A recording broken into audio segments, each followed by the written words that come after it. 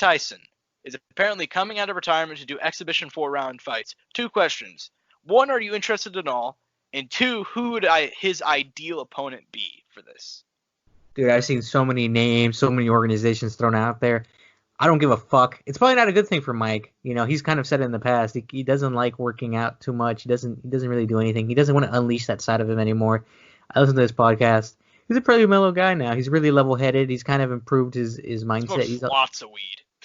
Yeah, he's a lot happier with life. He said it took him a long time to get that. I mean, we're talking about, you know, arguably the baddest man on earth, for a long time. And some people still see him. People inspire this man. I mean, this is, Tyson Fury was named after Mike Tyson. You know what I mean? Yeah. You know, like this is not a joke. I mean, he's talked about it. He went on his podcast. He loves this guy. He idolizes this guy. When he spoke to him, you can tell he was, infatuated and was in awe of his presence. And not even just that. I mean, he's had other guys on there. He had Kamaru on there. He had Cejudo on there. When he speaks to these people, you can tell these people are kind of like, holy shit, I'm really in this room with Mike Tyson right now. Like, and that comes to anybody. I don't think you really have to be like a major boxing fan, because there's so many people who are aware of Mike Tyson's career. I mean, this man partied with Steve-O and smoked a cocaine cigarette in his bathroom. Like, this man is extremely beloved by many groups and is so fucking dangerous. And was the heavyweight champion of the world at 19 years old. People love this man, and I love him too. So who do you think his ideal opponent should be? Because, I mean, he said he's going to do it, but, like, if you were to pick one guy, remember, it's an exhibition, so it doesn't count towards anything. It'd be 4 rounds for charity. Shit, I mean, if they could find... Well... Oh, boy, who would we do? Something... Let's go back to the early 2000s. That super rumored Roy Jones Jr. fight versus Mike. Let's make it happen. Oh, my heart. It's only 4. Oh my god. We know Roy can put on the weight real quick. It's no big deal. So let's make it happen. That's the one that we lost. That's the fight. I think a lot, like, okay, I am firmly on the camp of Roy Jones Jr. in his prime was the greatest boxer of all time. Like, I'm not sure if that's the primary opinion. I know that he's up there, and I know his later career stuff kind of, put him down in the ranks for a lot of people. Not for me. In his prime, nobody could be a Roy Jones Jr. Not at that weight, not at that kind of light heavyweight kind of point in his career. I think nobody could beat him. And after he beat John Ruiz, who, I've seen people try and degrade John Ruiz. Like, he wasn't that good. He went up because he knew he could beat him. I'm like, come on, bro. John Ruiz was the heavyweight champion of the world, regardless of whether or not you think he was good. Like, it was like the peak of the 90s or whatever, whenever everybody was fighting. He was still the heavyweight champion of the world at that time. And Roy Jones Jr., I think he took 10 rounds against him. He just danced around him. And then after that, there was the rumored, that he was in negotiations to fight Mike.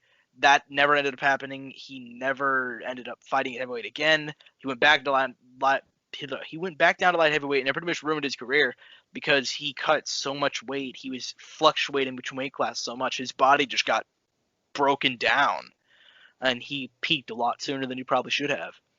But anyways, yeah, Roy Jones is a good shout. I don't care that he's doing this like so many other people have. I did a piece for KHI Press talking about, like, what are the dangers of actually fighting, and talking about people that have actually fought into their 50s and how well it goes. But Tyson's not actually fighting. He's going to be doing an exhibition for charity. Evander Holyfield's the one for me. Something? I got another one here in a second. Yeah, all right. Evander and him are actually pretty cool now, which is, I like to see that. He went on this podcast. You brought up his podcast. His podcast is fucking phenomenal. People really need to listen to it. Him and Evander are pretty cool now, and I saw Evander released a video saying he would be cool doing an exhibition for charity. So that one's the one you got to do. Oh boy! Or there's another man who would literally fight anybody at this point because he wants to get back into the fight scene. And with me saying that, I think you know who I'm saying, Josh. He's saying Shannon the Cannon Bread. Let's go, champ! Let's go, champ! Let's go, champ! Shannon the Cannon Briggs, man. He wants it. He wants the comeback. Future BKFC champion of the world, Shannon the Cannon. Maybe that could be Shannon's opponent right there, because they've talked about potentially having Mike to do a bare knuckle match. Shannon the Cannon Briggs is not afraid to take no challenge. Well, I'm not sure if you saw this, but BKFC officially offered Mike $20 million That's so much fucking money. to fight. But then again, I feel like if Mike wanted to do an actual competition, he probably could have gotten more. 110%. He could probably get 50 million if he just wanted to fight. If he Like, really pushed for it, yes, probably. like if he were to come back and actually box, he would be the biggest name. Like, there's no question about it. Because like other guys like Wilder, Fury, Pacquiao, they're big names. And Mike Tyson's he's a living legend. That's a He's an global icon. he's a global icon. You ask people, like I was thinking about this the other day. What's the closest part like? I thought about this. Funny enough, if you're gonna talk about like people, you can talk about athletes. You can say their name any part of the world, and people know who that is. Exactly what I'm talking about. Because I partially got inspired by the Jordan documentary. Because everybody knows who Michael Jordan is. Everybody knows who Mike Tyson is. Everyone. Yep. No matter where you're in the world, I feel like those are some like I feel like there's few names you can say. Like I'm talking everywhere in the world. Like like Messi, Ronaldo, Jordan, Ali, and Tyson. Like those are names that you could probably say in any part of the world, and people know who you're talking about. Exactly. It doesn't matter where you are. It doesn't matter what country it is. You can probably say those names, and people will know who you're talking about. But who in terms of like popularity, I don't see any boxer for a long time overshadowing Mike. Like as much as like Floyd is a huge star, but I feel like even Mike's a bigger star than Floyd. Oh, 100%, man. 100%. And the thing is, I mean, and for Floyd, it will always be his downside and his upside will always be his style. You know what I mean? People love him because he won, but people don't love him because he was so boring to fucking watch. You know what I mean? Yeah, and that's why whenever like we had that Pacquiao fight, which like everybody was watching, a lot of people hated it. They really hated it because they weren't used to Floyd's style, and that was the most eyes he's ever had on him.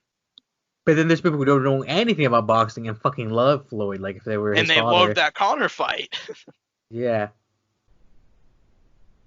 But yeah, I think I don't have a problem with Mike Tyson coming back to do exhibitions. I know a lot of people were kind of shitting on him, saying like, why would he do that? Like people don't understand. An exhibition is different than an actual fight. An exhibition can sometimes just be like the Floyd Tenshin Nasukawa exhibition in Japan was a bit different because Tenshin was actually going out there to fucking fight him, and they had an actual fight inside that one round, and Floyd wrecked him. Most times exhibitions they just go to the distance. Dude, just do some flashy stuff for the crowd. Mike won't actually be in any real danger. But I think having him and Evander one like a third time in an exhibition sounds baller to me. That'd be cool. End the beef. No, I'm just kidding. They already ended the beef. Yeah, them on the podcast was phenomenal.